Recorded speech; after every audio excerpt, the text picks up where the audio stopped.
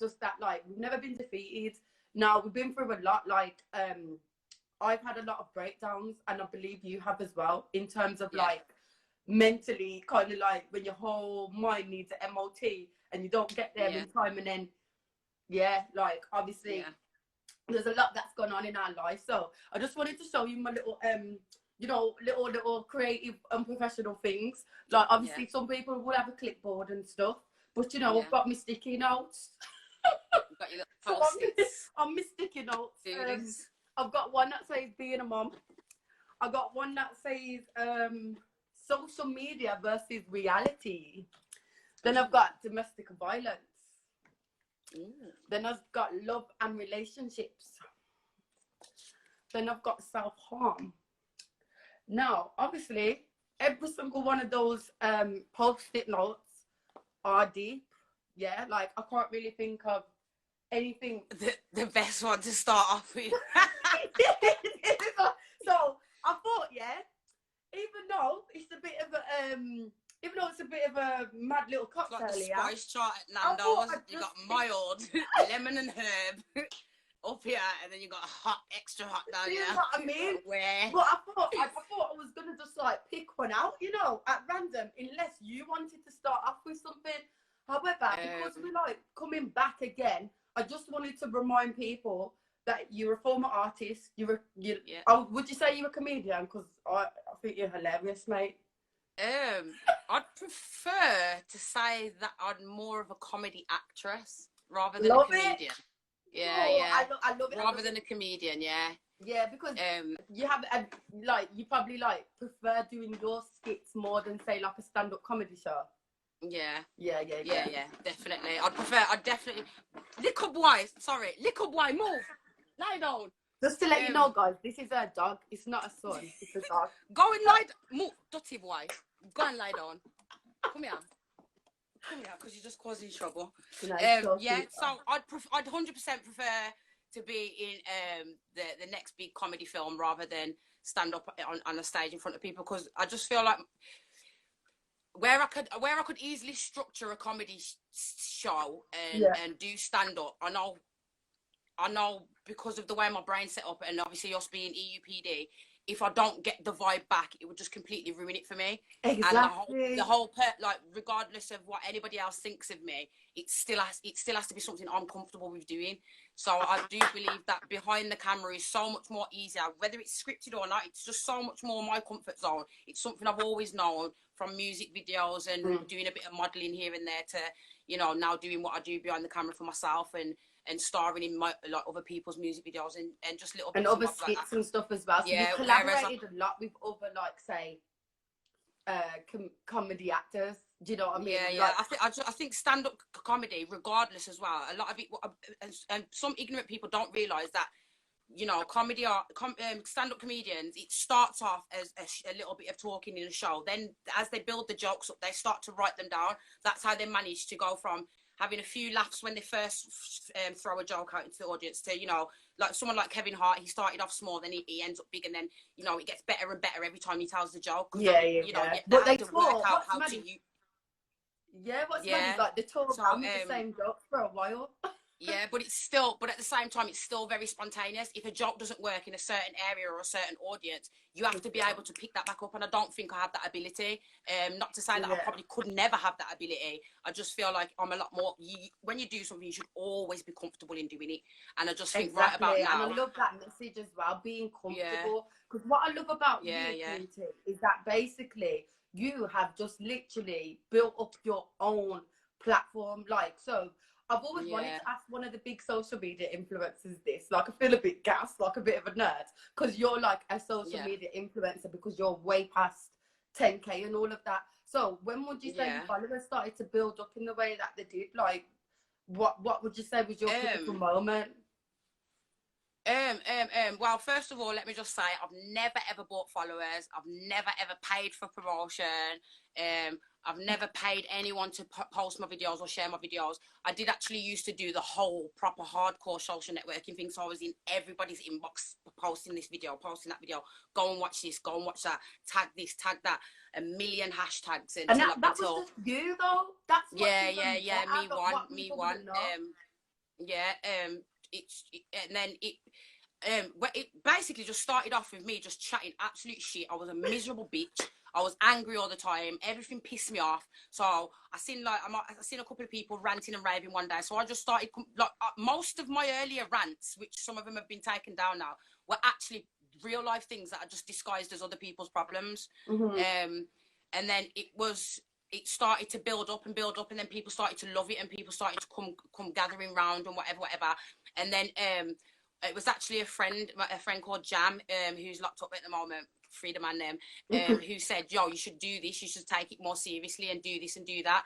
And it was around the time when it was the cultural jokes, the big stereotypical jokes were coming out. White people be like, black people be like, yardies be like. And because you mixed race, that was one that I loved when I made it. It was perfect for me. Yeah. And I'll never ever forget the first video that ever made me blow was a video called, it's still on my page now, right at the bottom. I'll repost it after the live so you can see where I started out. This was the key moment where people just started coming in.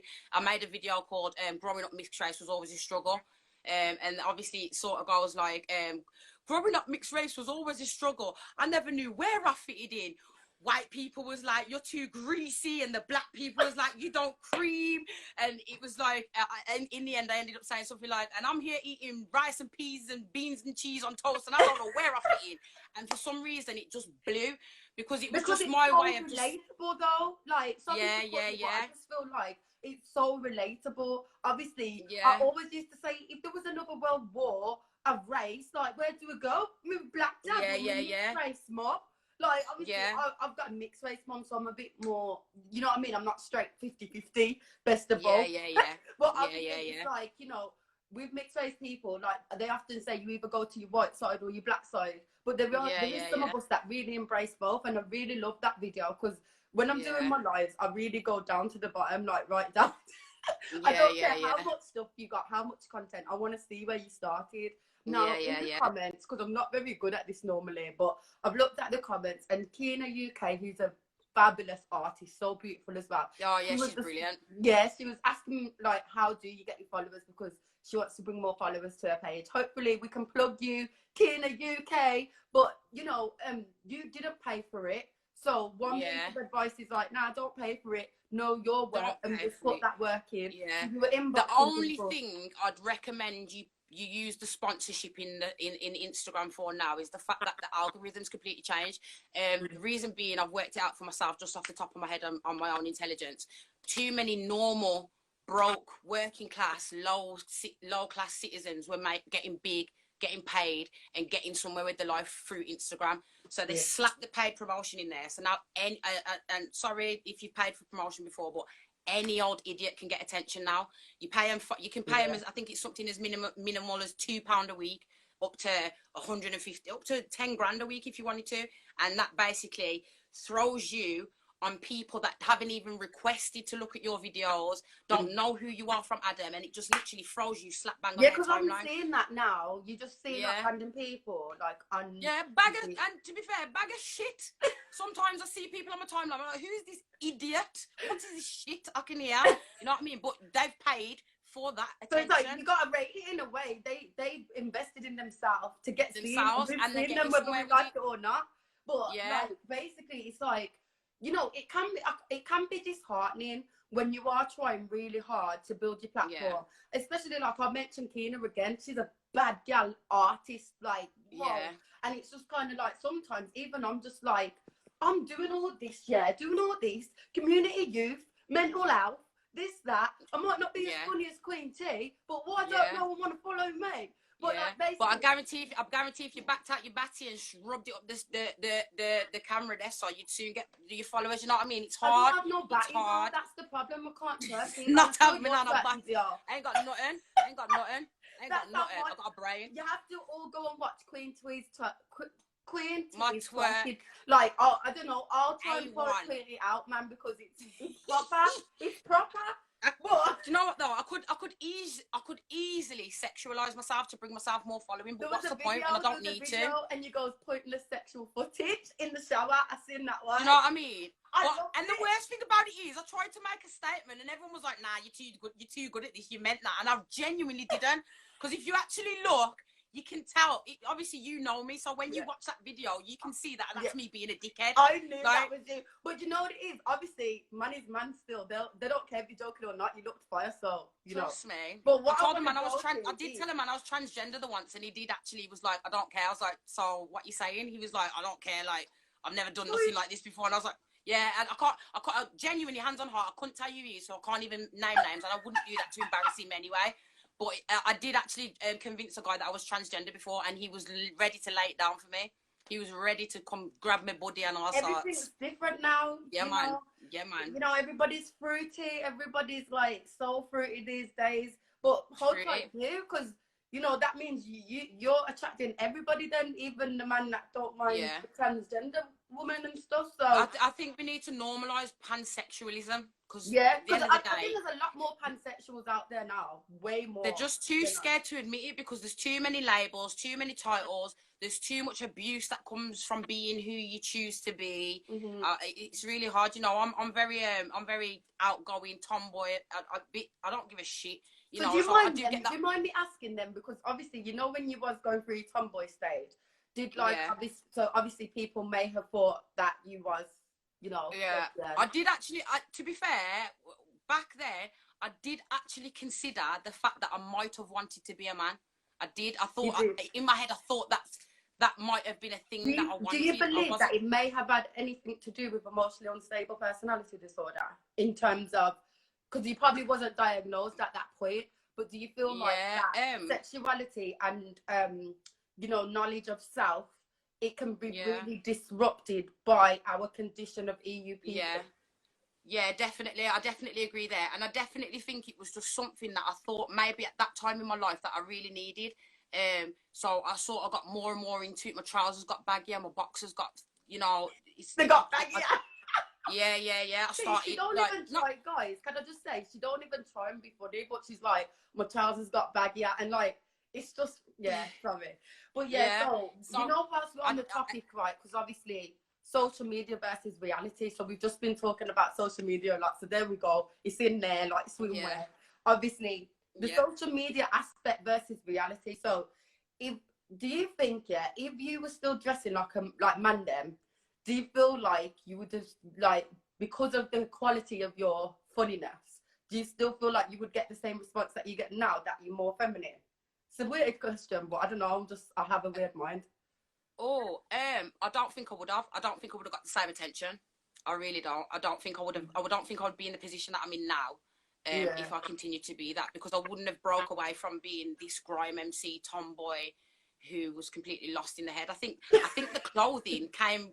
I think the whole appearance of me and how I was then all came with how I used to feel about myself also. So it was an internal thing. So the external has a big thing to do with the internal. Now, I know a lot of people who like will have, like, say, green hair or like outrageous hair, but then they're really feeling like they really don't like themselves at all. But then you I used to have that horrendous look at that horrendous ginger hair I used to have, and the only reason why I used to dye my hair that colour was to hide how severe my alopecia was at the time. So like everyone's saying, oh my god, remember when your hair was this colour? I'm saying, yeah, but you don't realise, I'm telling people, like, you don't realise that the trauma that came with me having to do that, continuously damaging my hair, knowing that it was going to fall out more, just for that my hair would blend in with this pure skin that was on my head. You're now giving a reason as to why you had an outrageous colour, whereas sometimes you wouldn't understand it. You think, if you don't like yourself, why are you drawing more attention to yourself with loads of piercings or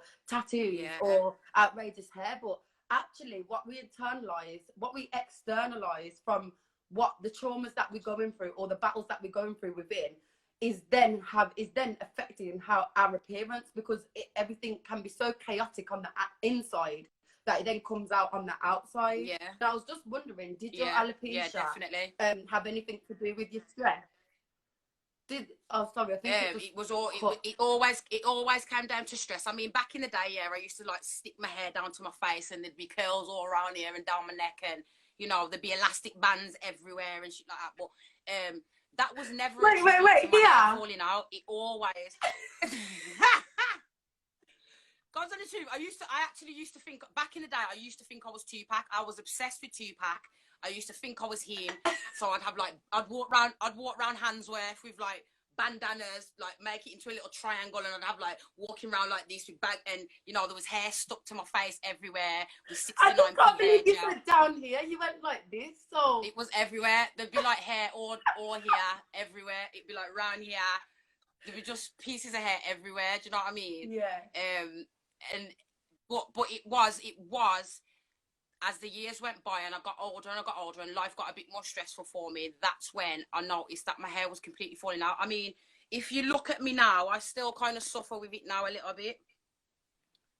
Quite, yeah. So did it take you a long time to actually, because I know that you have been open about it, like in some of your videos when I was stalking your page, you did see it. So like you're not trying to hide it anymore. Yeah, I don't hide it anymore. I mean, at the end of the day, I used to hide it so much because I was scared to be insulted. You know, I was so concerned. You know what's crazy about that though, T? Because no one could mess with you. You've always been that bad girl. Yeah. Like I'll box you in your face, blood, even though I was a bit scared sometimes, even though we're good mates. So it's crazy how even somebody who can come across so hard and stuff can still have these insecurities. Oh yeah, I'm mad insecure. And nothing that I'm insecure about has got anything to do with anybody else apart from myself and maybe what I've been through in the past. But before I was so, because I mean, you know, people saw like pieces of my hair missing and then instantly thought I was a heroin addict, I was a crackhead, I was a tramp, I was so dirty. Ignorant. Yeah. So it just became a target for abuse for myself. So why would I put myself through that, knowing full well people are ignorant and pathetic, and they're going to purposely hurt me about something that's already hurting me? Exactly. Like, why would I put myself in that position? Is there any support for alopecia? Like, is there any support that the GP gave, like, that can help it? Well, you know what I mean? Obviously there's more than one type. I mean, there's types of alopecia that you can be born with where you have literally zero hair on your body, from your eyelashes to the top lip to your armpit to your toes. You have nothing. You can also you can live a full life to your 30, and then that full, I think it's alopecia areata or something like that, where you completely lose everything. It's what the presenter Gal Porter had, where you know she was about 35 when she lost her hair and she was everything gone.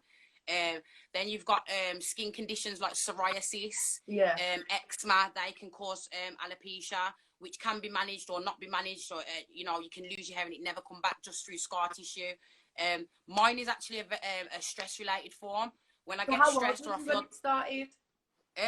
I was probably about 16, 17. Oh, really? So young? Yeah. So, you know, did you get a bit of bullying at school for that, or not? Not necessarily, because I was on smoke 24/7, but I'd left school by then. Yeah. And funnily enough, believe it or not, I was like the ugly girl in school. Like nobody ever wanted me. Nobody, like I got with my daughter's dad like in year 6. Year 11. I don't even know what I'm talking about. I can't count. Year 11. Well, that's really cute. But imagine I think the only thing that made me nice and appealable is because, like, my grandma, I grew up with my grandma. She used to do my hair all the time. My hair used to be down to my back. I wanted to just do it myself and look and be all as pretty as all the black girls in school and pretty as all the little curly head mixed race girls in school. And then you know, I wanted my hair to be out. I wanted everyone to see how long my hair was, like the white girls in school.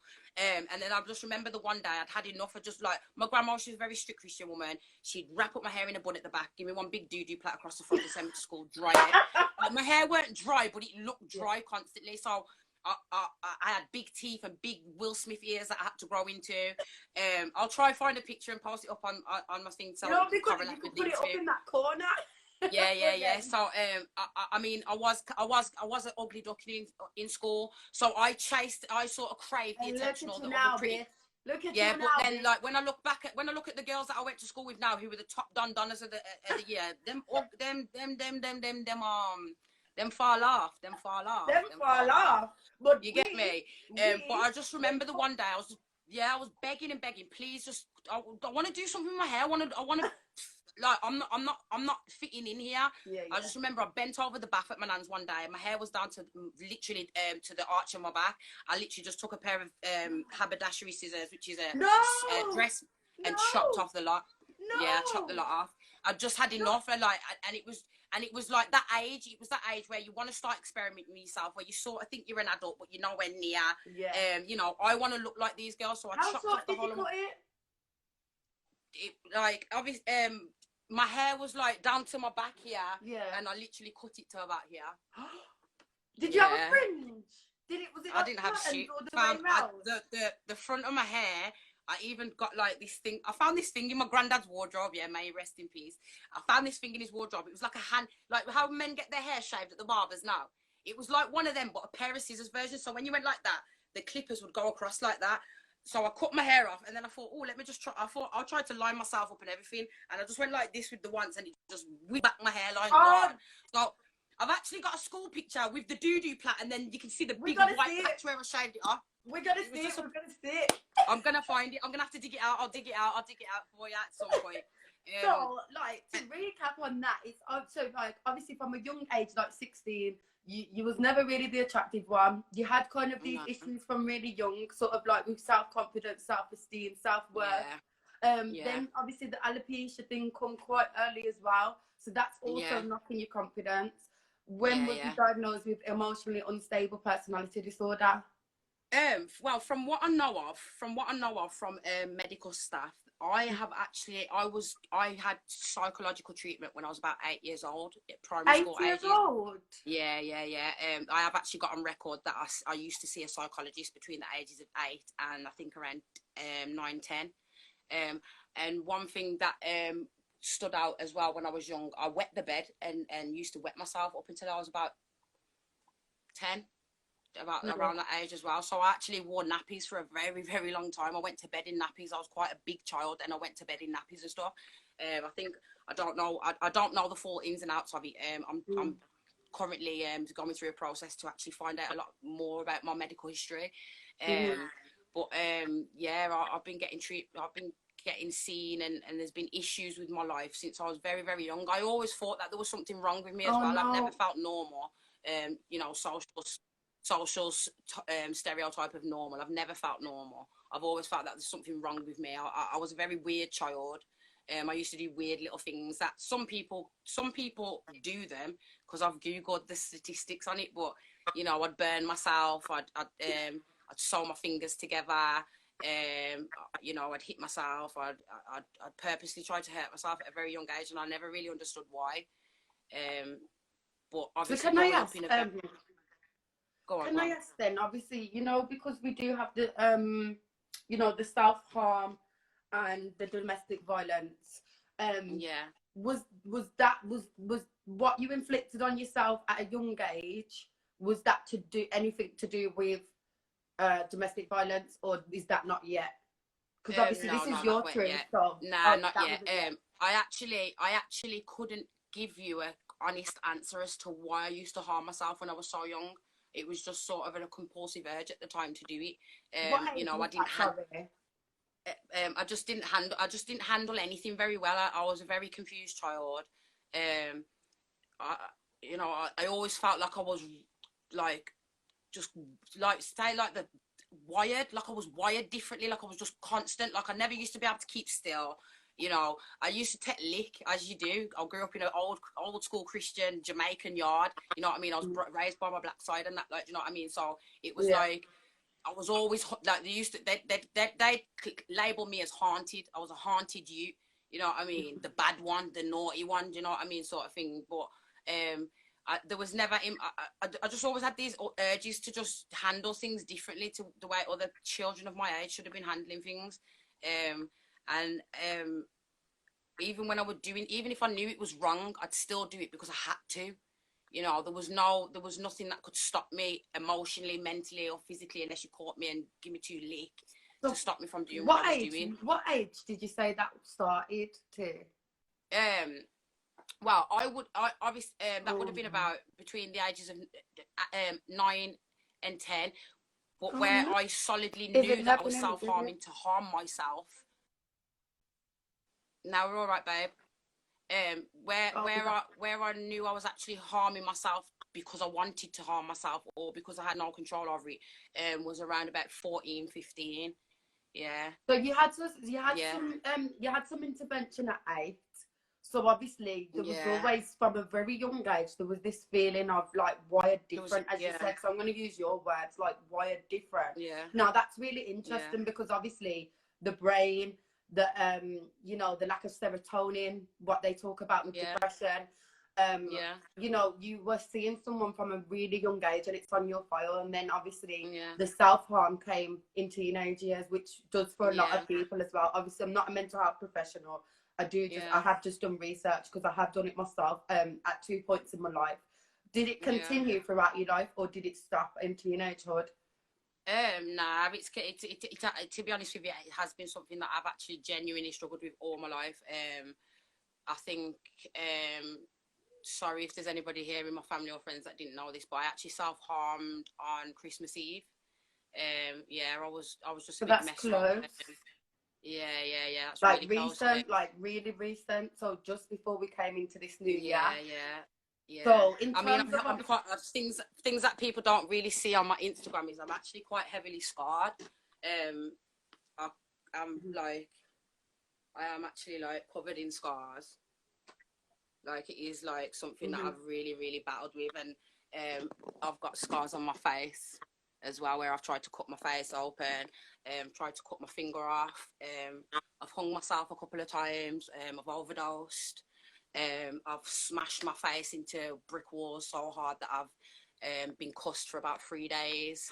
You know, I've had to be sedated in hospital. I've had to be, you know, I've been caught walking through the streets half dressed with no shoes and socks on.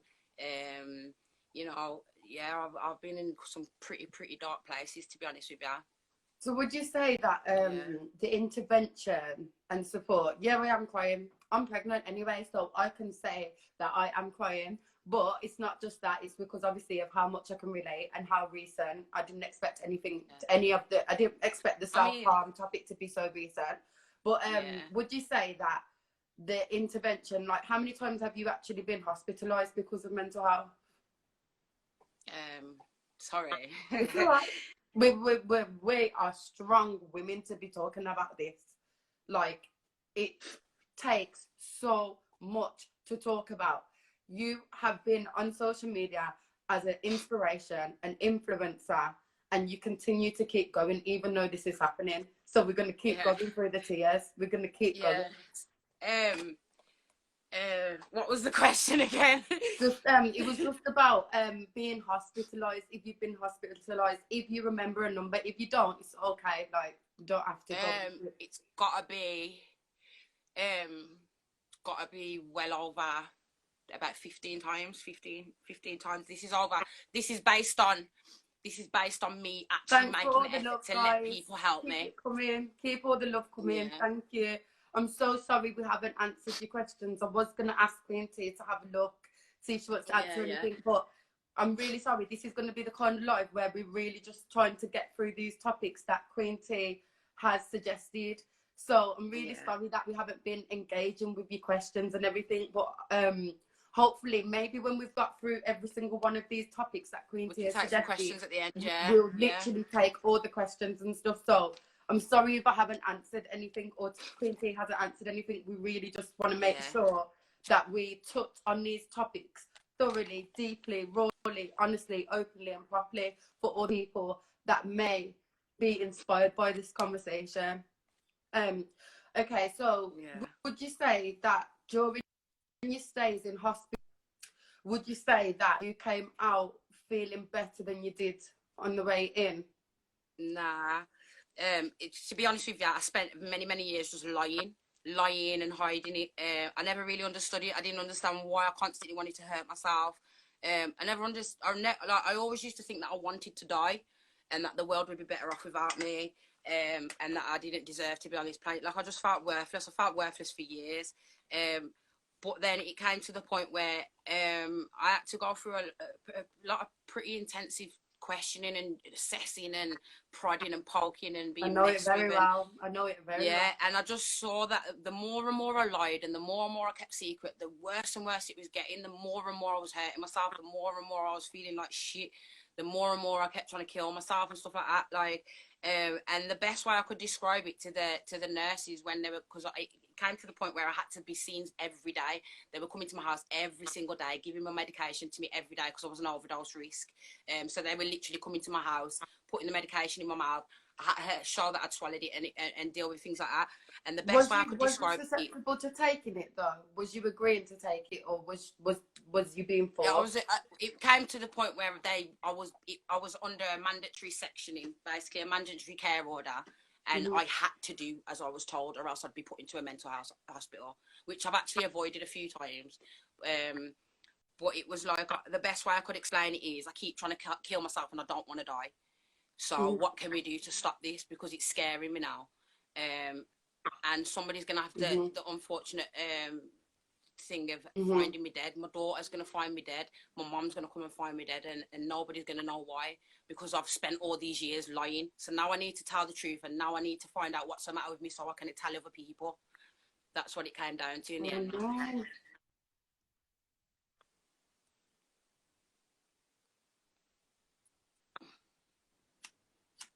No, but it's getting. Are we still here? Yeah, we are. I can hear you, babe.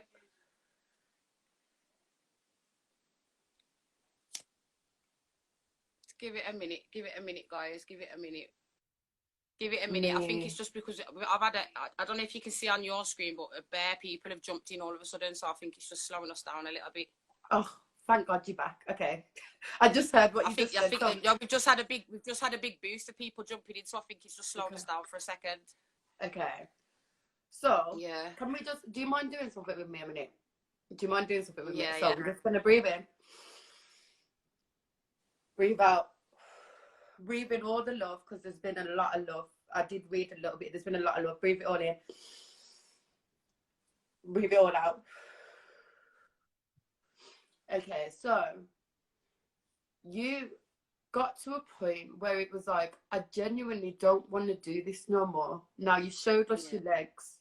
You showed us your arms. You even said you even took a blade, or, well, I didn't ask you specifically what you used, but you harmed yourself to your face. Now, sometimes people who self-harm do it discreetly, and you know, so in places where you would never notice.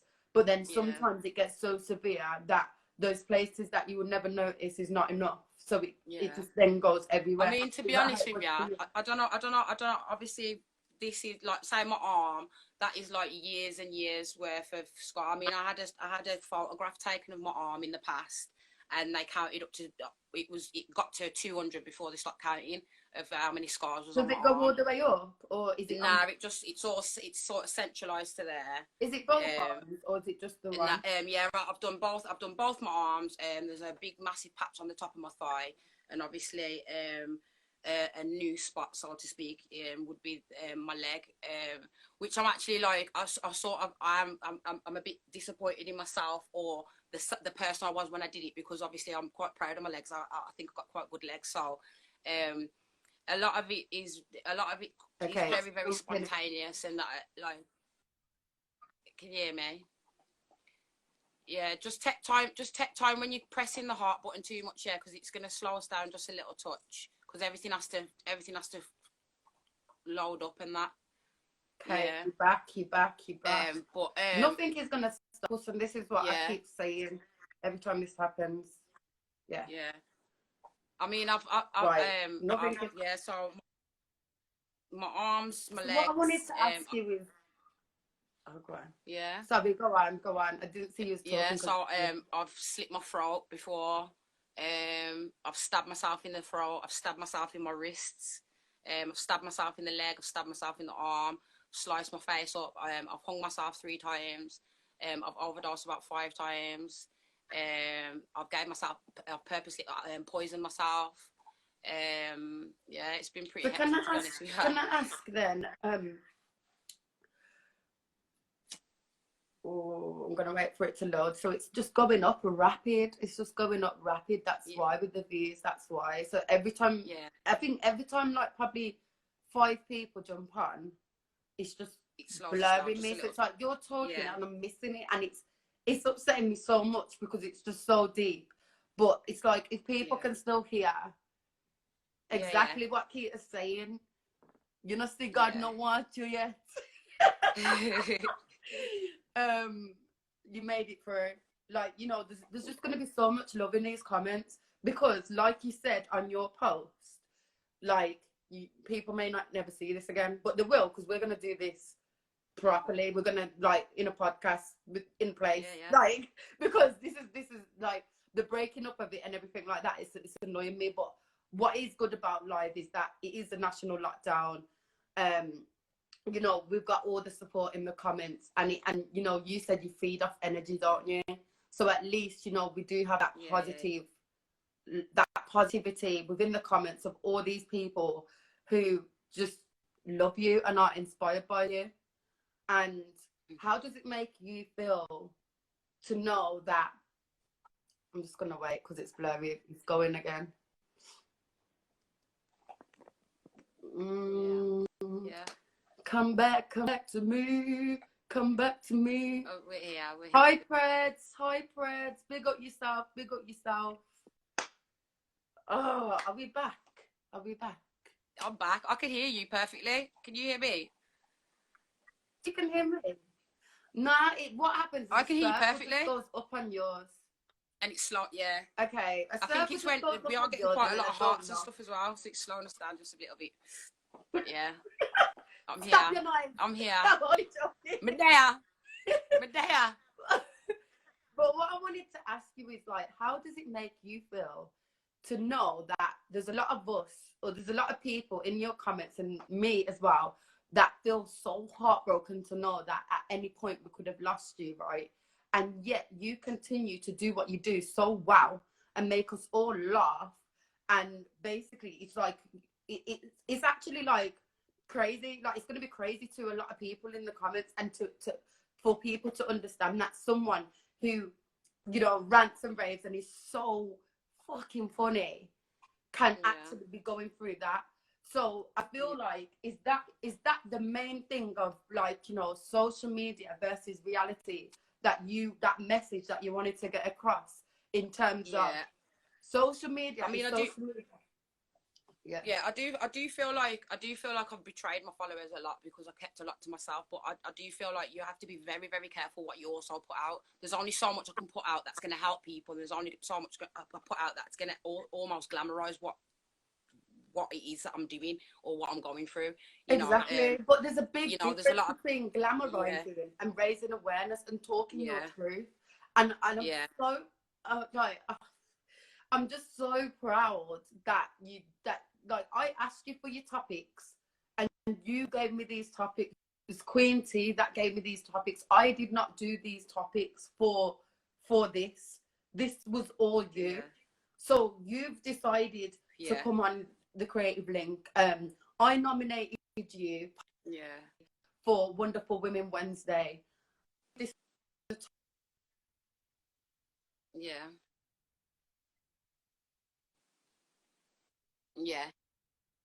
Same mental illness. Sorry, it's a bit blurry. Yeah, you're there. So I didn't ask you if we could talk about mental health. I didn't encourage it. Like, I didn't beg. I just said, can I just would you do a live with me? I want to nominate you for Wonderful Women Wednesday. And can you just give me 3 to 5 topics? So can we just have some like, in the comments, like, some claps, because I know you lot are giving mad love anyway, but it's like, I didn't encourage it. Now, I don't know whether it's because, obviously, you haven't even watched my previous lives with people, have you? Nah. It's Maybe something not. New. Hello? Yeah, it's something new that I've been introduced to what you've been doing. Yeah, so that wasn't even... Oh, it's... I'm here. We're here. Don't worry. Okay. So it wasn't even a case of you watching previous lives, like of me talking about mental health, or, you know, talking about like, on the back of these is the one with the last lady. So connecting with creativity, knowing yourself, home, self-love, self-care. Now, this is the things that I embrace as a woman, because I want people to talk their truth. I want people to do this because we are needed. Not everybody can do what we do too. Like, not everyone could do this now. We both had a little bit of a cry. I'm surprised I haven't just took my glasses off, had to take my glasses off and actually broke down.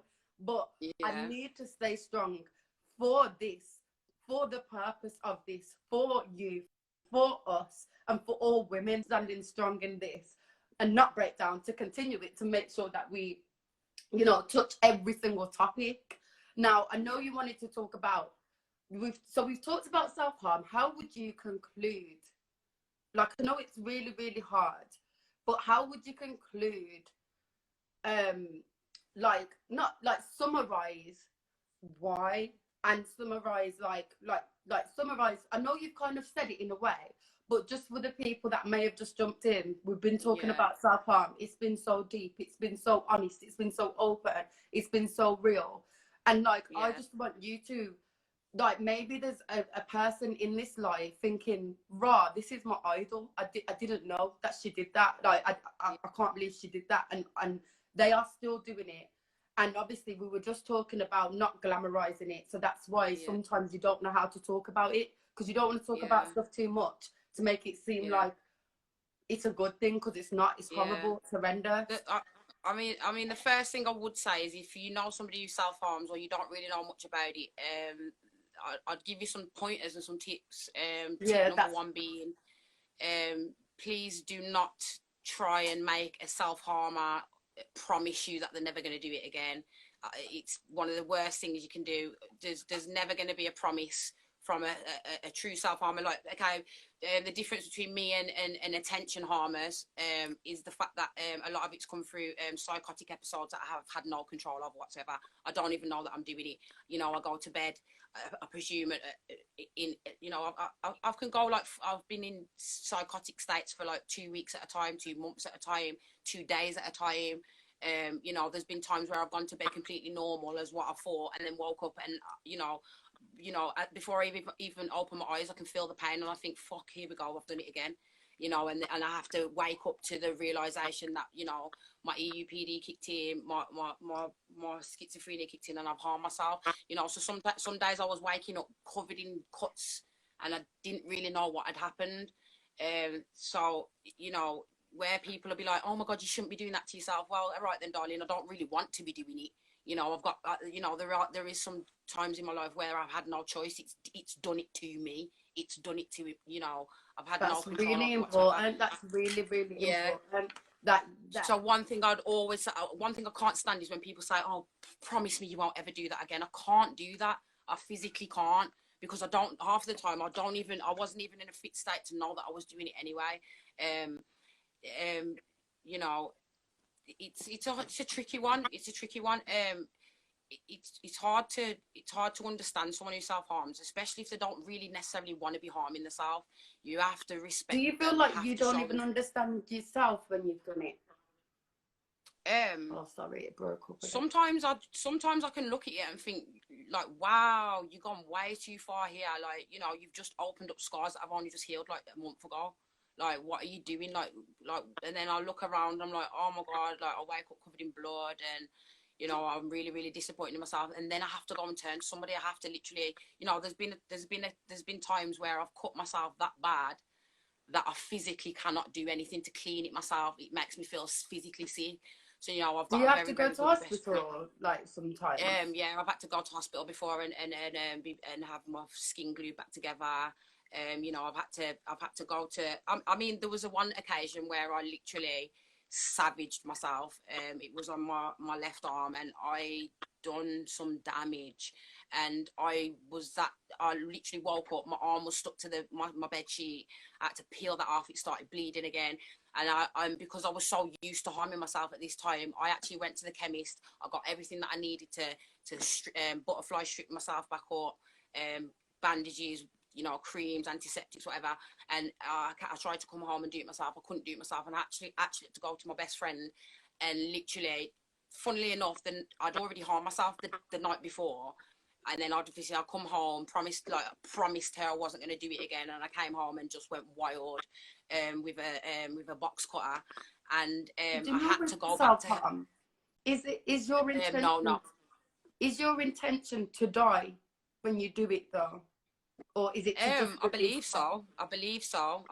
Yeah, my intention is to cause myself that much harm. You know, that hopefully I bleed to death while I'm sleeping or something like that, or things like that. Yeah.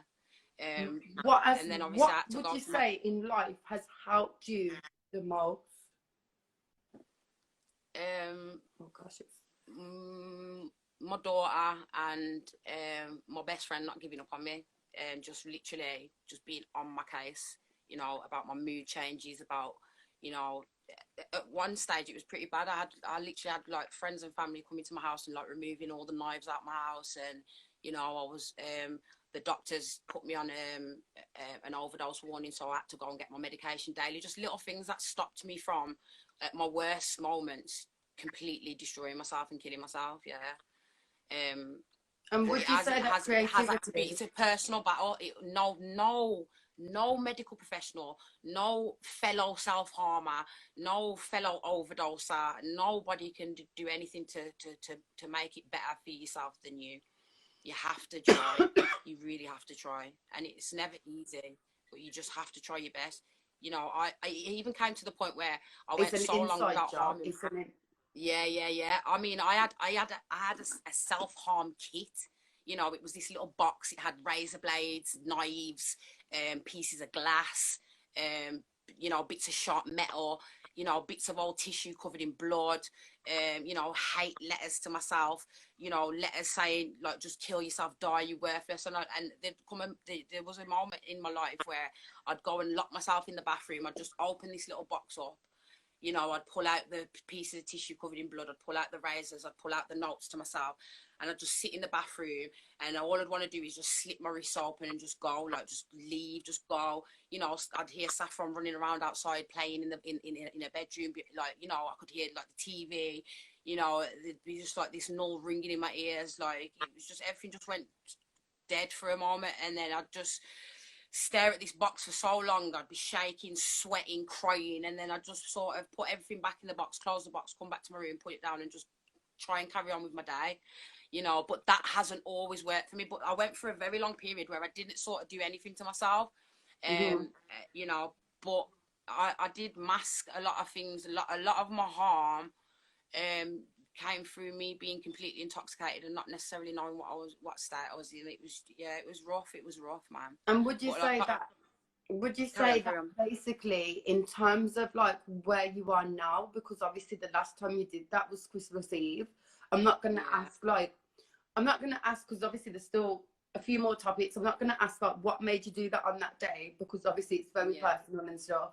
But what I want to ask is like, obviously what I want to highlight is the fact that you're a mom, and that's your motivation, your daughter.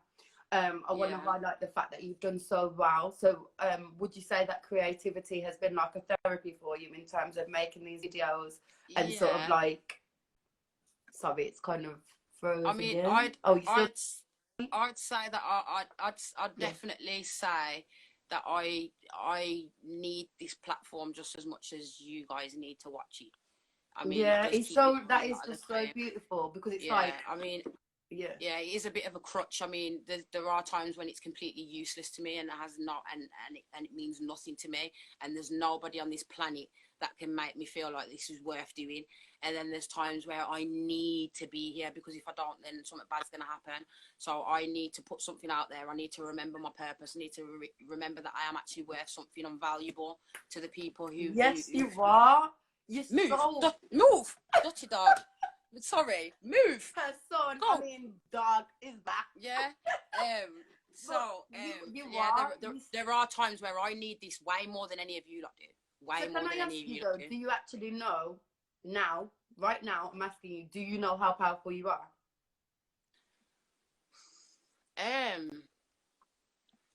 To be honest with you, wrong. You got it wrong. You said no. I know how powerful you are. In some ways, yeah. In some ways, Thank yeah. You. In some ways. Say powerful. Move. Powerful. You're ruining my interview. Move. Yeah, you know, you said that obviously you know what your purposes are, don't you? So can you name about 5, maybe? I have been gifted with the ability to keep people alive. I've been gifted with the ability to change people's lives for the better, give them the confidence to get help, give them the power to walk away from things that weren't helping them, give them the strength to seek help, away from the fear of it's you frozen losing up your again. kids. I don't know what we're on. We're here. I'm here. It freezes on yours, but we're still here, babe. Can you hear me? Yeah. It makes me feel like as valuable to the world as a paramedic is when you ring 999. That's how I feel. Kind of thing. Because yeah, you know what? I can actually say that I am a certified lifesaver. I have saved lives. I've been certified. Sometimes we don't need a degree or a piece of paper to tell us how powerful we are. We know it within our hearts because the energy that we give to people through being raw and real and open and honest how we've been today. Like, you have to know, T, how powerful you are. You didn't grind and get all those followers for no reason. People don't believe in you for no reason. Your skits, when I put it together for the promo, like, it was like a major like example of what EUPD is. I hope you don't mind me saying that, because that's fine.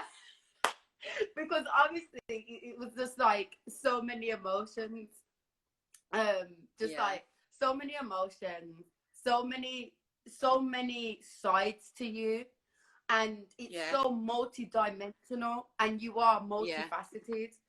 And obviously your creative therapy at first was music, and then obviously you moved into... Sorry, my dog's just tried to eat my weed. The dog's just tried to eat my weed. I'm sorry. Move. Yeah, let me just put him in his cage. 2 seconds. Move. The dog tried to eat the weed, guys. Like, the dog...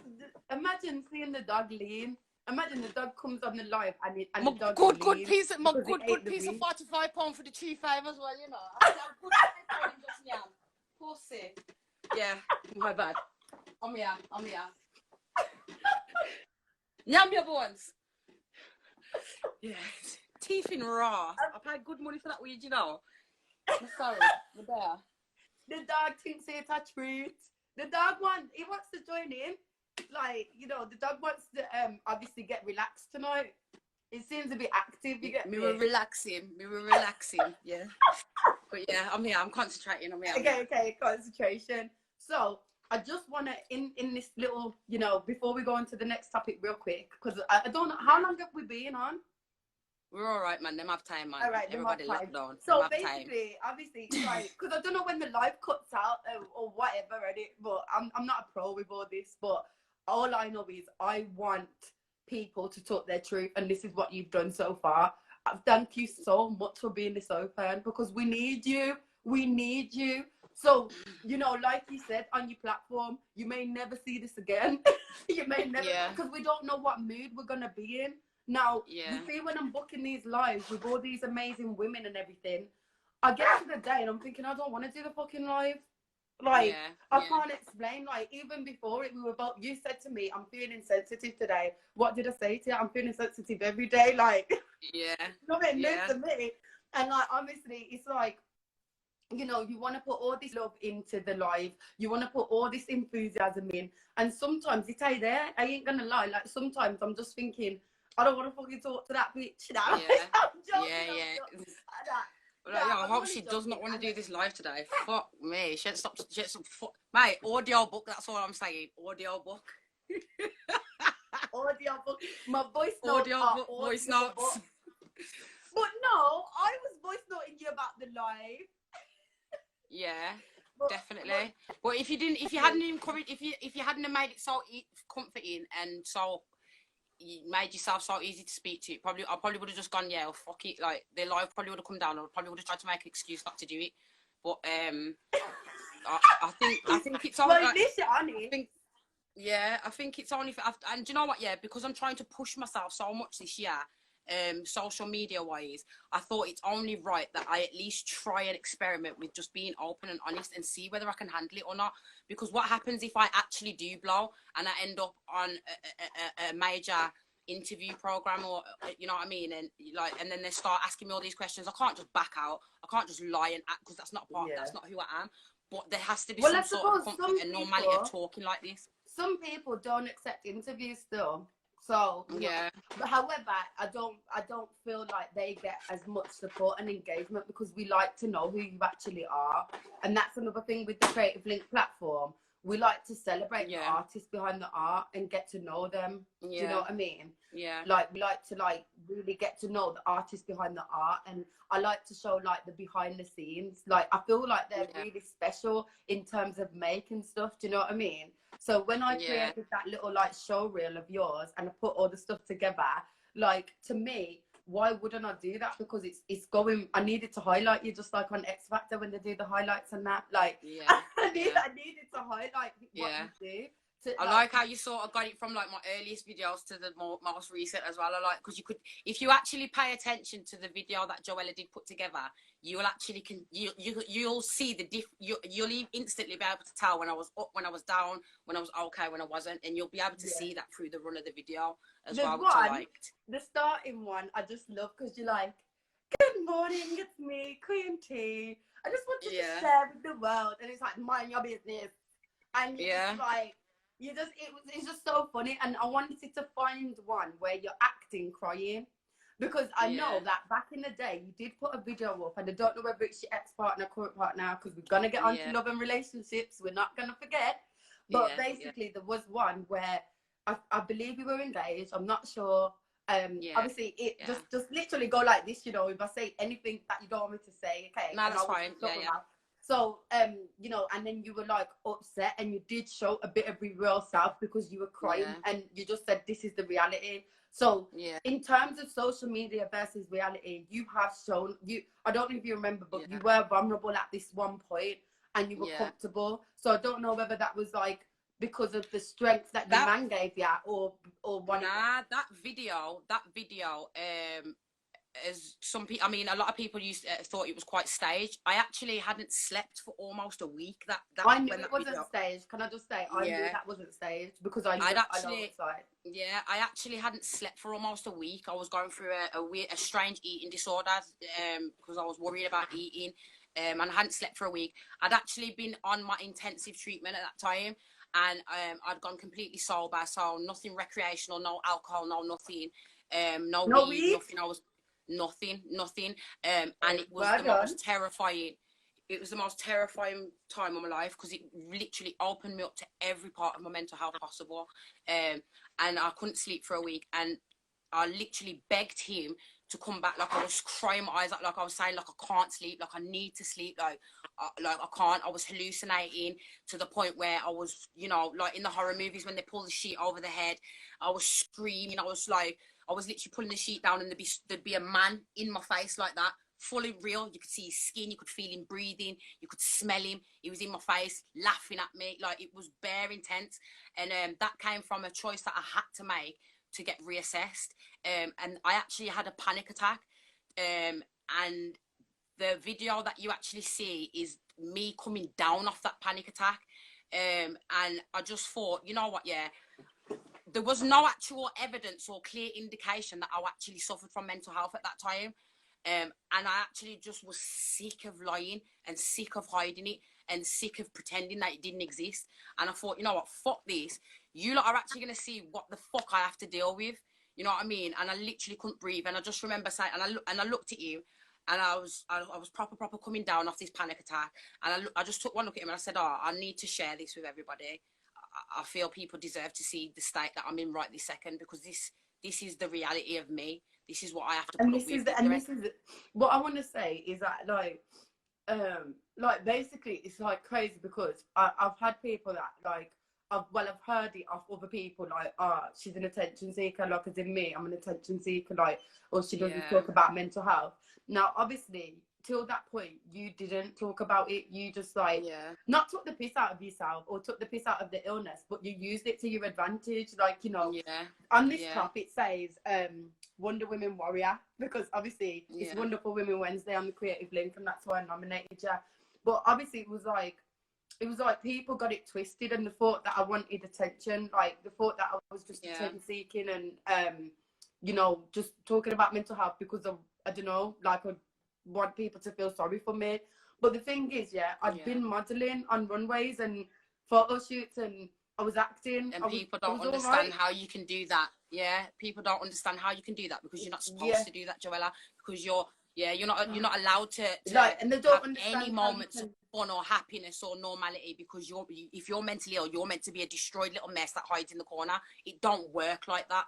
It does not work like that at all.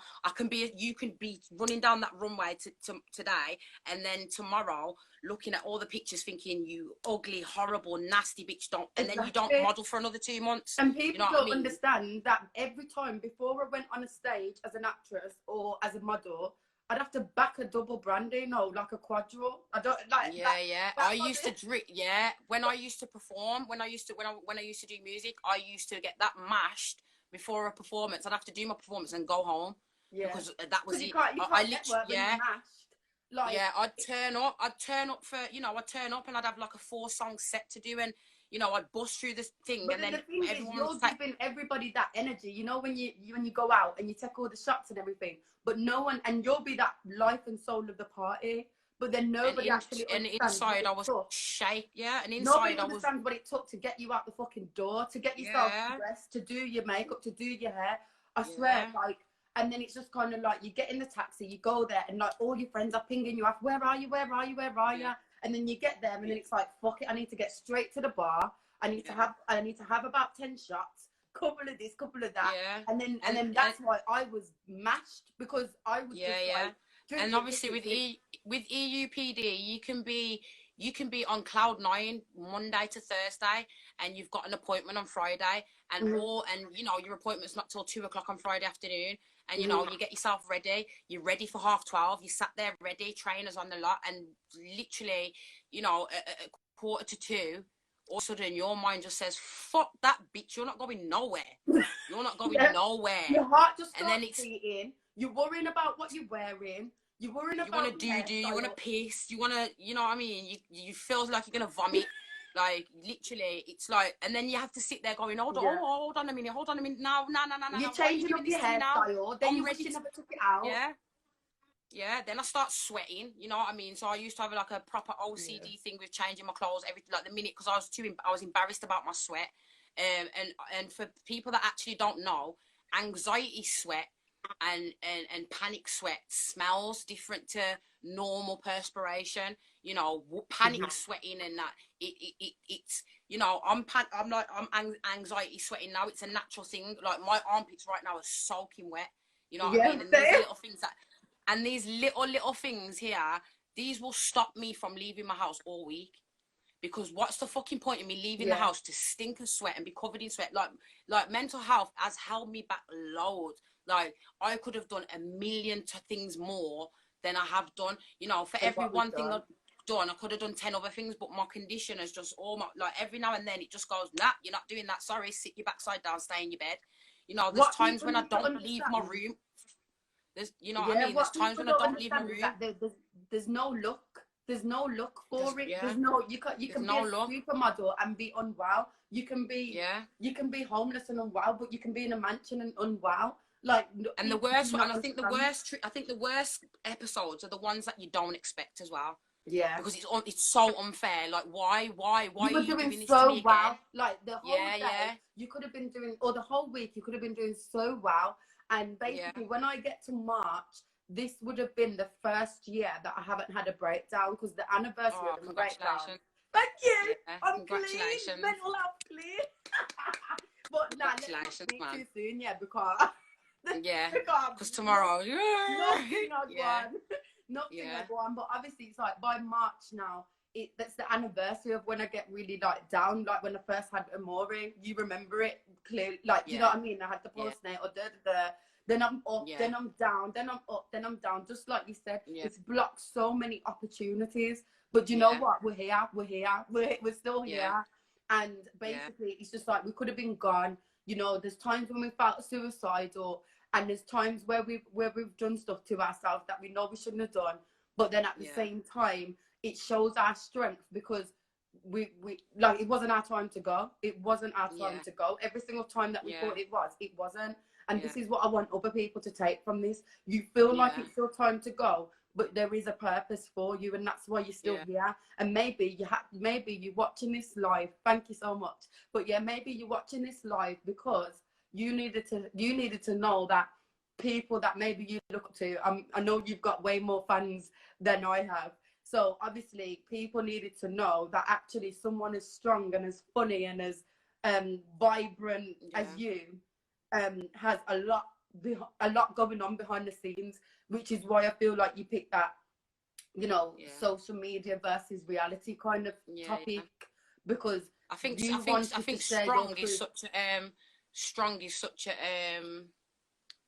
it's a bit of a curse word in the mental health world, I think, because I mean the word strong and strength put me on a pedestal to lie and hide my weaknesses, and in the black community, sorry, I'm gonna have to pull the it's true. I'm gonna have to pull the race card in terms of, in the black community, you have to show face. You know, have to be a strong black woman or a strong black man, and basically, in history dictated that mental health wasn't necessarily a thing. You'd be a witch, use a dopey lover. You know, mental health wasn't a thing then. It was satanic. You know, so especially with Jamaicans and Africans being so Christian and religious, some of them, some of them, a lot of them. You know, me growing up, it was harder for me because they thought church was the answer. They thought church would rid me of these problems, and it never did, sort of thing. And the word strength, and oh my God, you're so strong, and oh my God, I can't, like, you don't go through that. Like, I'm not it just taught me to lie. It just taught me to lie and hide it because I'm tugs, I'm a bad gal. You get me? I can't be telling these. There was times when I tell people these things were going on. I've had people laugh at me. I've had people say you're joking, or I've had people going, "Oh, you'll be all right." Have you had anyone ever say this? Have you had anyone ever say, "Oh, because you're always talking about it, that's why you've got it"? Like, someone said that to me, like, "Oh, because you always think about your mental health, that's why you're mental." Absolutely. Nah. Do you know what? I've had people. Do you know what? I haven't actually had people go that far to be like that to me. I think maybe it's because there's more. Remember, I've got quite a violent past as well, and quite a reputation. I have got quite a reputation for, you know, boxing people down. So, you know, I think people did used to choose their words wisely with me because, you know, if I felt offended or if I felt threatened or scared or paranoid, and that's the difference between me and you. I feel like no one has ever cared about how they talk to me. So obviously that's then added to my mental health, because how people talk, that's mad, because how people talk to me and how I've actually been treated over the years are two different things, because people have actually thought they're bad enough to fuck with me until I fuck with them. But you know, I've had people have said a lot of hurtful things about me, not necessarily to my face either, but behind your back. More time behind your back. Yeah. You know, I've got family members who swore blind I was a crackhead and I was on heroin. I've had, you know, I've been put down and laughed at by my family who never really believed that I was going through some shit. I've got family members who now fully embrace the fact that I've got mental health issues. It's a lifelong journey, and especially when it comes to family members, because it's like not everybody knows how to deal with it, and I've accepted that now with certain friends and family that, like, some of them are just never gonna get it, and for the sake of my mental health and well-being, I've had to cut them family members off. No matter how much I love them, I've had to do that, because basically my well-being, especially whilst I'm with child and I've got my child as well, I have to look after number one. And I feel like for a long time I wasn't doing that. I was just all about everyone else. And the biggest mistake for me was keeping it all from my mum and dad. Like, over the last couple of years, I've been so open with my mum and dad about excuse me a minute, Joellah, let me just get this little tramp out of here who's just talking bag of shit, because you've really got no reason to be running up your mouth, you little waste bitch. Goodbye. Oh no. Sorry, I do apologise. Sorry, I don't know. I just noticed someone talking bag of shit. I don't know. It must be my ex or something. It's gonna be one of them. My ex or his no bad vibes. See, that's what I mean. Yeah, but I have in the last year or two really invested in my parents. They deserve to know what the hell's going on with you. They brought you into this world. You have you have no right to keep these secrets from your parents. The biggest, the best thing that ever happened This is to me was telling my parents. even though I did put a disclaimer that if you're under 18, get out. You know, this is a big thing for the youth, though. This is a big thing for the youth, what you're saying. Don't hide this from your parents, or don't hide anything this from your from parents. the people that love you. Yeah, don't hide from your parents. I mean, my support, like, I used, and especially because EUPD and schizophrenia, that makes you feel like nobody cares about you, you're worthless, nobody loves you, you don't deserve to be here. Like, that's a lie. Your mental health will lie to you very regularly. Your parents will always tell you the truth, or your guardian, you know, if you've been brought up in adoptive care or foster care. Anybody you look up to that's never let you down once in your life, you need them, and you need to tell them everything. Yeah, you are. Sorry, can I just say? Mental... Can I just say that Birmingham-based TV said it's the government because more time they don't like powerful women. You know, the bad people that were there. But yeah, sorry. Yeah. What if your parent don't give a fuck and don't take it seriously? It depends, though. It depends on. Do you know what? Yeah, one thing I will say. Someone's just put, "What if your parent don't give a fuck and don't take it seriously?" I was gonna say that. You know, it depends. See, now a lot of people have this thing in their mind because your parent. It's not that they don't give a fuck. They don't know shit because you're not telling them shit. They don't know the full ins and outs because you're not telling them. What I will say is you're only going there. You're only going there once in a while, going, "Oh my god, this is fucking going on," because they just think you're mellow. They just think you're being dramatic. They just think, oh, it's just a one-off. If you consistently sat down with your parents and begged them for help and forgive and to see you through these, then they'd help you. If you've got issues with your parents, what I will say is, though, T, I feel like in some cases, yes. Like in some cases, what you're saying is where I'm getting to now. Yeah. If your parents don't give a fuck, you need to let go. If you know in your heart your parent does not give a fuck about you, move on. Stop begging for something that's never gonna happen. Yeah. Go and find help and go and seek help and go and get the love from somebody that actually cares about you. Why the hell would you spend your life begging someone to care about you? It don't work like that. Fuck you. If your mum don't give a shit and your dad don't give, fuck them. Fuck them. You get me? Fuck them, because there's always going to be somebody else there that genuinely cares about you. And the thing with humans today, yeah, they're so desperate for the person they want to care about them. They don't see who's actually caring about them. So for example, that little idiot that keeps offering to take you out for a drink. It might not be that he's trying to be a sleaze and take you out. He might actually just care about you and want to get you on your own and just have a little talk with you and find out what the fuck's going on. There's only so much you can do. Don't force yourself to be in someone's life that don't want to know, because that is going to make you 10 times worse. 100%, 10 times worse. Exactly. I couldn't have said it better myself. At that point there, I felt like I was just gonna cry, because obviously, you know, it's just resonating. It's resonating a lot. Like, I'll be open with that. Obviously, I've got a parent that fully has my back and a parent that doesn't. I'll be open with that. I'm sorry, but obviously, you know, sometimes in some cases, it's not their fault that they just can't understand, and they won't, and they may never.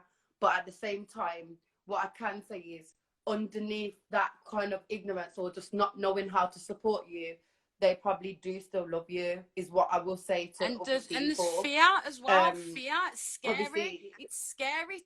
How can you see, like, you know, for my parents, it must be scary for them to, you know, get a phone call from the hospital. Your daughter's tried to savage herself, what, you know, and then they've got to come and look at me and see me in these states, see all the scars. You know, I've been in positions where I can see my dad looking at my scars and then looking away and trying not to let me see him looking. But then, you know, I've made it clear, I'm that open with him now, that if I really need a hug, he'll hug me. But what is my dad to do when he's seen all these things all over him and I just walk into the room like, "Dad, hey!" You know, my face says one thing, but the 65 scars down my arm say another. Now, me being a grown-ass woman and him, you know, respecting me as a daughter, he wouldn't necessarily go out his way to be like, "Yo, what the hell's that on your arm?" You know what I mean? So it's So something that you have sometimes like the responsibility can lie with us. Sometimes the responsibility lies with them. I feel like, you know, for any kind of relationship, whether it be with family, friends, or partners, the responsibility is with both of you to have a deep understanding of each other and each other's challenges, each other's like goals, each other's. Because if you're not, I feel like people who you've got in your life at this point, when you're reaching 30s and you're over 25, I feel like you have to keep people around who are trying to understand you at least. If they don't, they don't. Because us with EUPD, we can be very complex women. So, like, we're not the easiest people to understand. We're not the and we easiest can be annoying, fam. We can be hella annoying as well. Like, we can be so irritating and needy, or, you know, standoffish and argumentative, and, you know, then we be big old crybabies, and, you know what I mean? Like, one thing people will probably never know about me, I cry a lot, fam. I cry a lot. You know, I've got a lot. Baby. Yo, can I just ask though, how was you during pregnancy? Was it like extra mad or what? See, now I don't know. My pregnancy was a bit of a blur. I didn't find out I was pregnant until I was about 5.5 months, and I was still like, 5.5 months. I found out I was pregnant because I was like proper, like I used to just be like, I was like a young alcoholic. So I spent a lot of time just being drunk all the time. Like the fact that I managed to conceive a child with the amount of alcohol that I drank for a very young the age I was drinking was beyond me. And to be honest with you, the way I found out I was pregnant, I was actually like vomiting constantly, and I thought it was from the alcohol. I thought I'd like my insides was mash up and that. And then obviously I found out, but then I kept it secret for like an extra month or so. So I never really embraced my pregnancy at all. Like, I can't even say that it was a pregnancy. I just had a baby. That's all it was, kind of thing. Like, I've got no scan pictures. I've got no pictures of me with a bump. I've got a few pictures of me when she was a baby, because it wasn't real. It was never. It didn't feel real. That was like me with my friend. It didn't feel real. Because you know, with your EUPD, do you get delayed reactions? I don't know if you do. Like, basically, I get like delayed reactions, like delayed responses. So 1 minute I was putting up baby girls on Facebook, the next minute I'm telling my mum I want it out. Like, I can't explain. Like, I could I can have something affect me for the rest of this week that happened to me 10 years ago, but something, you know, massive that happened to me yesterday, I won't feel that at all. I'll feel nothing. And then the thoughts just come like it's like someone throwing a brick in your head, and it's just like it just comes like a thought. Anything can trigger it, and this is why social media can be quite mad for us, because, you know, like people that have done us wrong, even if we just see their name pop up somewhere, it's mad, because then it's triggering us all night and day and morning. And and I think one thing I find hard to deal with as well is the amount of mental blocks that I've had because of the psychotic episodes. You know, some of them have lasted up from anything from 3 hours to 3 months, and you just don't remember anything. And then there's loads and loads. There's chunks and chunks and chunks of my life that are completely missing, and I do feel robbed. I feel robbed of a lot of my years. Life, robbed of because there's like there's people that have said, like, I remember a story my friend was telling me that once. She was like, "Do you remember when you did this to yourself?" And that, and then I was like, "No." She was like, "Are you sure?" I said, "I can't." Like, she told me like a whole 24-hour scenario, and I just couldn't remember it. There's massive blocks of my childhood that are completely missing. Do you ever feel like that, like, completely misunderstood because of our illness? Like, as in, you know, like, do you ever like regret how you've acted sometimes? Then how you to regret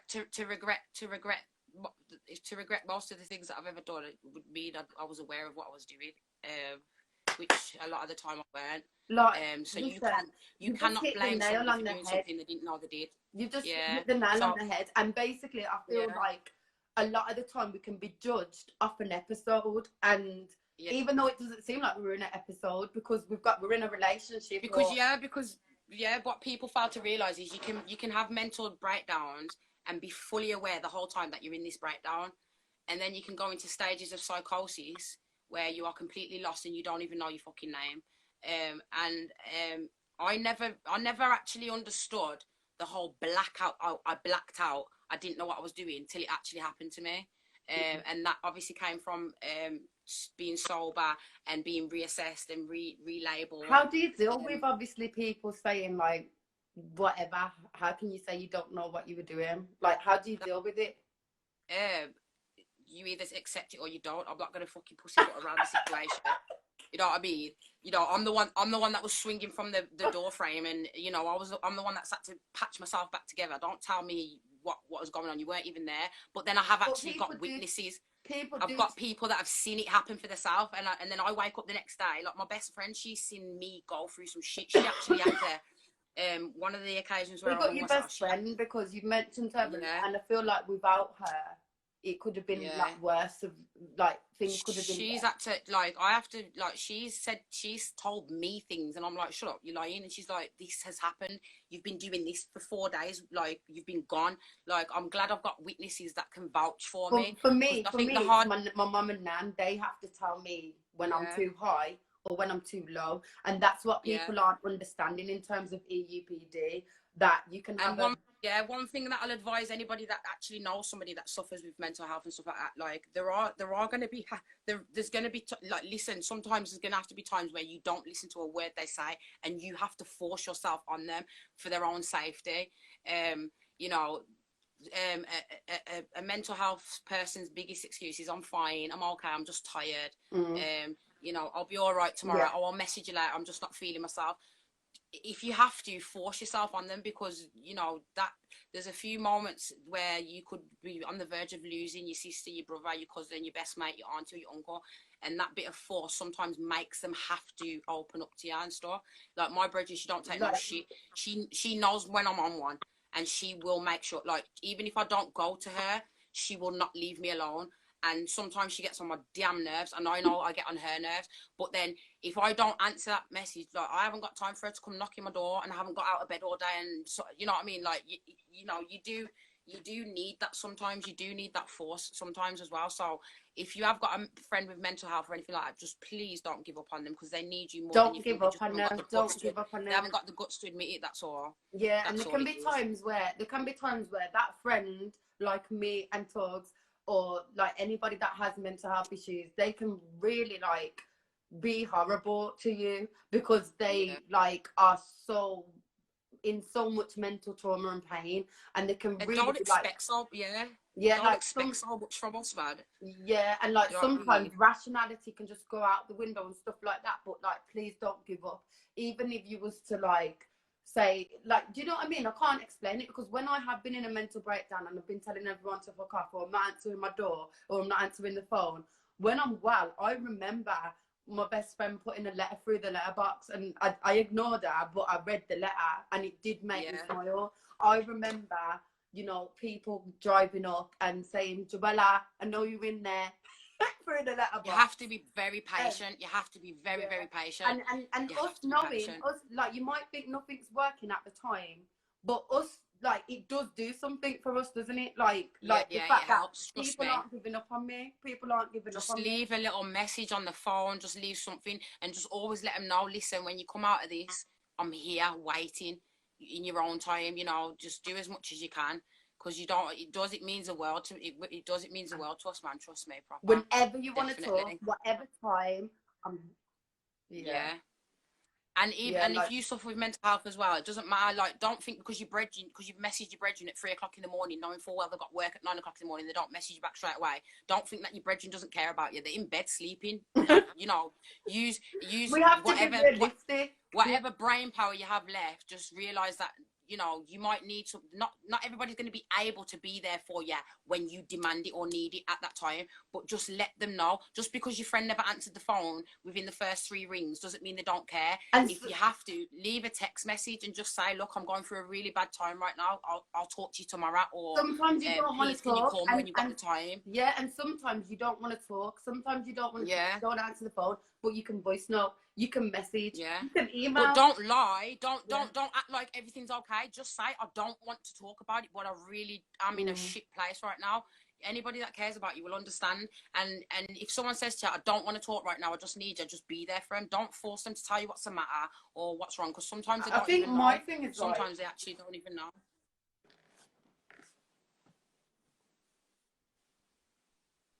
I'm here.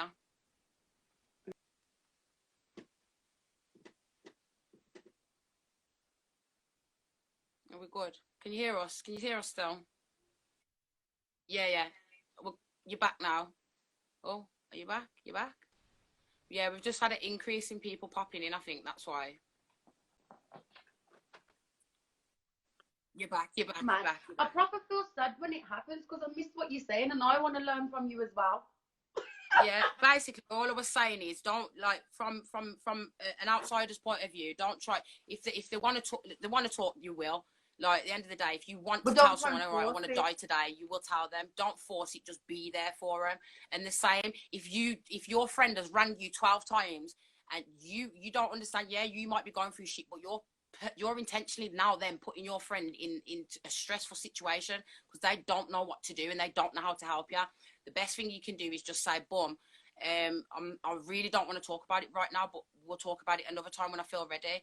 Anybody who really cares for you will still be there. Yeah, you know what I mean? I've got a big cousin, right, and basically she lives just in the other close, and like she just used to come over and she just used to chat to herself. Like she just used to chat to herself. I'm sitting there in the corner, like with a blanket just under it, and she'll just be like, "Hello, Yeah, I'm and then saving the live, by the way. Yeah.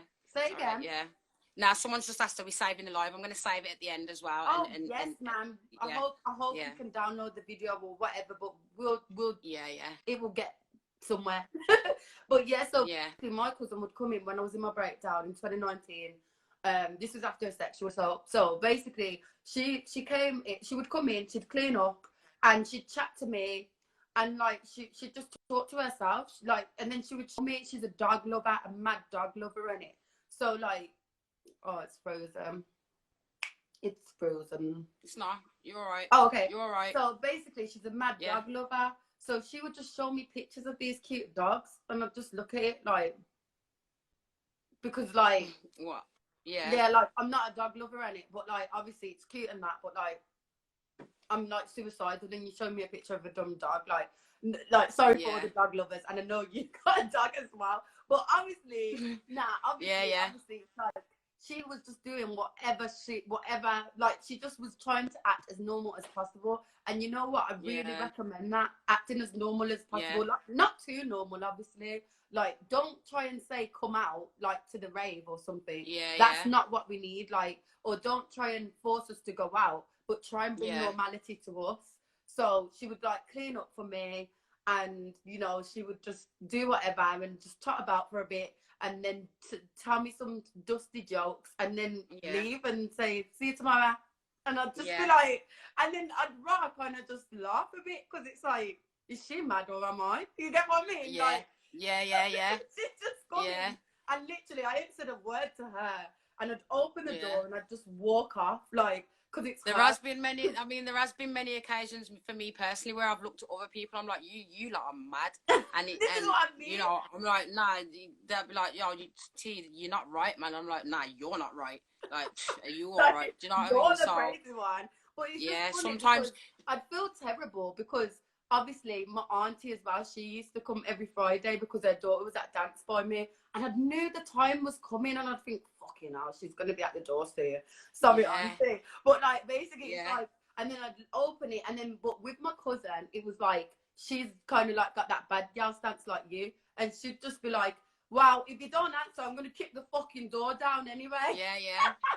Well, I appreciate that as well. Like, in the end, trust me, you'll fully appreciate it in the end, because it saves you sometimes. In the end, now that I'm well, because like I said, if we get to March, God willing, I will get to March without a mental breakdown. Yeah, man. A proper one where it's like a year.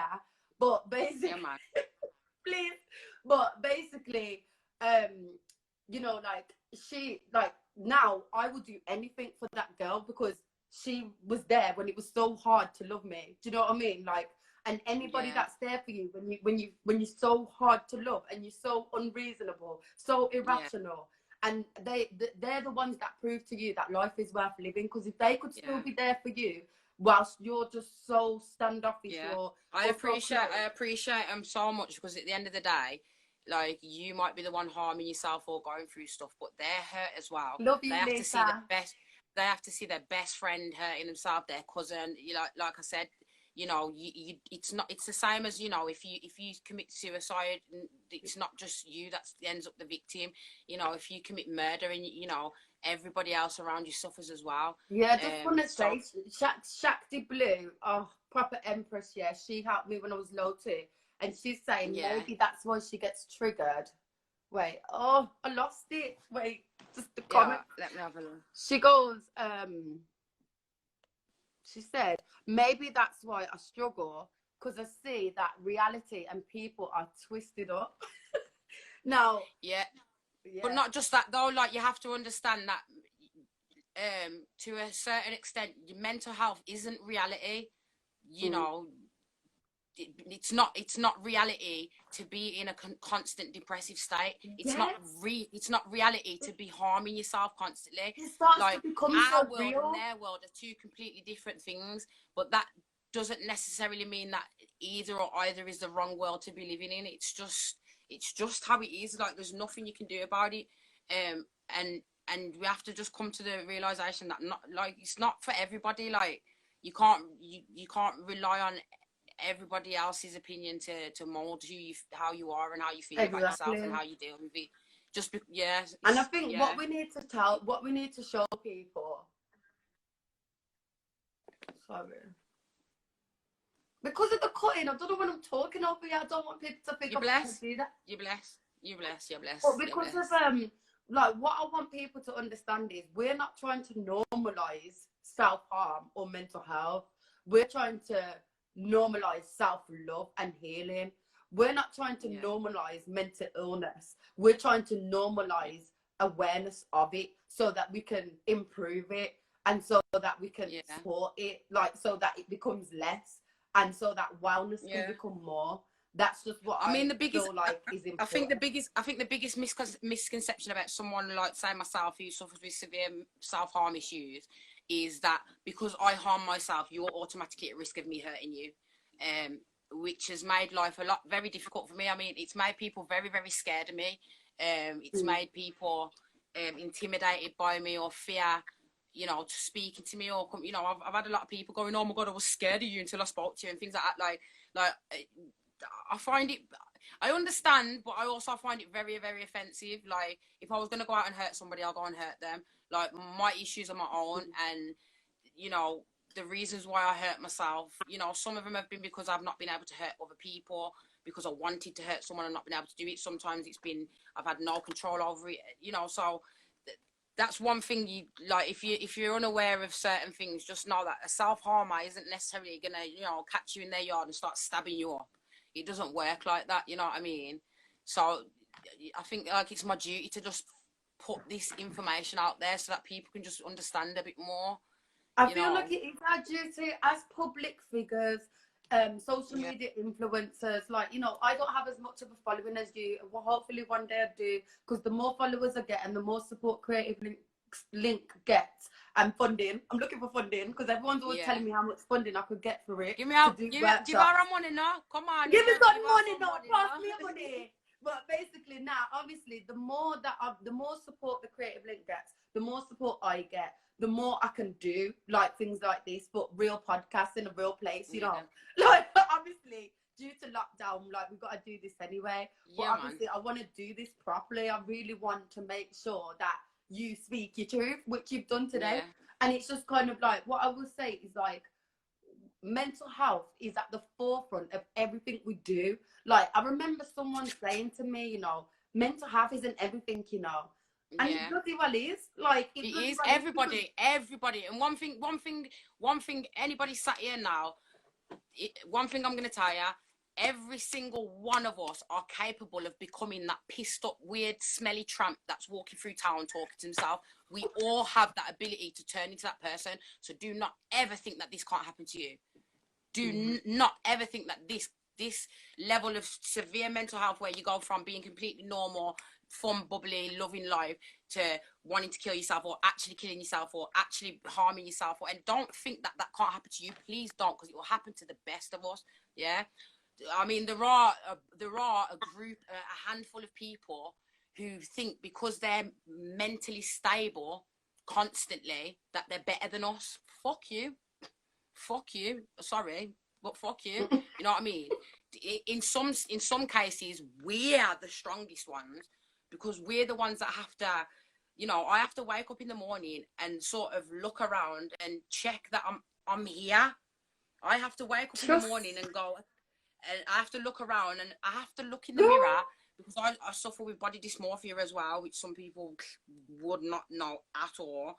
So some days I wake up and the minute I look in the mirror, I'll know if I'm me or not. I'll know if I'm in my normal. Sometimes life, you know what I mean? Like what people don't understand is that sometimes life just does not feel real. Like it doesn't feel real. Like even to the point with this live, I was thinking, are we really gonna do it? Do you get what I mean? Like I can't explain. It's like some things like you just. It's like just nothing feels real. Like sometimes I can't believe nothing until it actually happens, or it's like even right now being pregnant, I'm like, I just want this baby, like, because it's so scary because you can always, your mind, when you suffer with mental illness, you can keep thinking negative things. And I think people underestimate how challenging it can be to keep fighting off those thoughts, to actually still be a positive person and have mental illness. It's like I look at myself sometimes and think to myself, like, I look at my scars and that, and I try so hard to wish that they weren't there. Like, I wish they weren't there. Like, I wish I hadn't have done all this to myself. We're in this together. We're in this together. Yeah. I mean, I just look and I just wish things could be different, but I just wish things could be different, but unfortunately they're not. And you know, the only way I can deal with it is just helping everybody else get through it. And you know, you can't be perfect. You can't be perfect. There's no. This is what some people don't understand. Like, it's healing to help the healing process of another person. For me, I could heal from something from last week and never worry about it again. But then this problem that I had in 1995, it just keeps coming back. It keeps coming back. You know, you worry about everything, man. We worry enough without worrying about what other people think about us, man. It is hard. It's hard work, and especially you, Joellah. I'm so proud of you. So proud of you. Don't make me cry, man. Nobody make me bawl. I am. I'm very proud of you. Like, you know, not a lot of people will sit down and have a conversation for this long about stuff like this and be able to laugh at the end of it as well, and be able to just be like, you know, I'm so proud of you. I'm so proud of you. Yeah. And like obviously we haven't touched on, because obviously I'm just thinking to myself like, oh my god, okay, there's only two more that we didn't touch on domestic violence properly. We haven't touched on being a mom, but at the same time I feel like, at the same time, I love you guys. I really love you guys. I can't do it, you know, it's too overwhelming. Like, I can't do it. No, you should be very proud of yourself. It's like, I can't read it. If I was even half the woman you were, Joellah, I'd be a very, very proud woman, honestly. Oh my god, stop it. Honestly. Like, thank you so much. Like, honestly. Yeah. You know, so we didn't do the love and relationships. We didn't do the domestic violence. But the being a mum. We could save them. The being a mum. We could. Yeah. We could save them. We could save the other two for a more detailed interview later date, maybe. Should we? We could. It's up to you. Oh, it's freezing. I think we can save. We can save. It keeps freezing, so we definitely have to end this live, because it's freezing. We'll save a little something. We go wild. We'll save something. See, there it is. Let me see. Oh, she's here. Yeah. Who? Oh, me. You? Yeah. I'm right, like, then. Who's coming? What's it called? Me personally, I don't mind saving them other subjects for another interview if you want. I think we've done a lot today. I do. I feel like we've just spoke about so much, and like, you know, I feel like even though we haven't gone into detail with the being a mum part, I feel like being a mum is why we are still here. I feel like those gifts of those little lives, those heart outside of our bodies, like, they are driving us to be the women that we are and to continue. And some people may have heard all this live and thought, like, oh my God, they've got kids and they've self-harmed, or oh my God, they've got kids and they think like that, or whatever. But naturally, like, we are. Oh, right there, Joella. Sammy, Joella actually suffered with a lot of postnatal anxiety and depression. Maybe if you could DM her after this, she could give you some advice on how to deal with it. And maybe we could go live and you could speak your truth. Yeah, that's maybe your, we that's could go your live. forte. Yeah. So listen, okay then. So everybody's gonna know. Everybody just know this as we're bringing this to a close. We didn't go into depth on being a mom. However, someone's just spoke about that, and you can DM me. You can talk to me about it. We can have a live together. But me and Tugs are going to have to do this again. We're going to have to because we didn't. We didn't do part two. Part two, yeah. Part two is going to be on domestic violence and love and relationships. And I'm sure everybody's going to want to pick your brain about love and relationships, how mental health has affected your love life. You know, if you love sex or not, does it help? I don't know. You know. You know, what do you love it? Do you like it? Look how you mash up the thing with your dirty mouth. You talk about sex, you say dirty. It's like it's just trying to cuss me or something. Someone's probably watching down on us. I love you. Listen, I'm just going to start things. I just want to say I love everyone for joining in and engaging and supporting the both of us.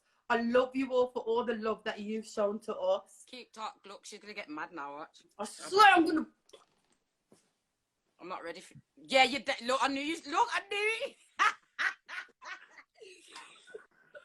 Yeah, man. Okay, I'm just trying to say bye. Let me say bye, Instagram. I swear I don't. You know what I mean? For anybody that's just joined in, we're gonna save it. It'll all be saved. Joella will get a copy for the creative link and whatnot. So yeah. Big up yourself, Queen.T. Never been more proud. Love you. No problem. Big up yourself. All right then. I'm gonna save this. Yeah, I'm gonna save this now and send you a copy. For the 4 people that have tried to come in while we've been talking. Oh, you've sent questions. I don't know. That's too much for me. I'm gonna come out and save this. And oh my God, why is it not saved? I'm a pray, dear Lord. You know what we've tried to do here today. Be of yourself. Be of yourself. No, I'm going to leave you and try and save this. Yeah. Okay. Before this witch doctor here mashes it up, and then me and Joella between us will discuss some sort of what's the word? Part 2, reunion. Love and relationships, domestic violence, all of it. So awesome, all of that. Details and all. Love you. Yeah. All right then. Come on, time. Follow the creative link. Follow Joellah Olivia. Yeah. All right then. All right. Come on, my things. Bye.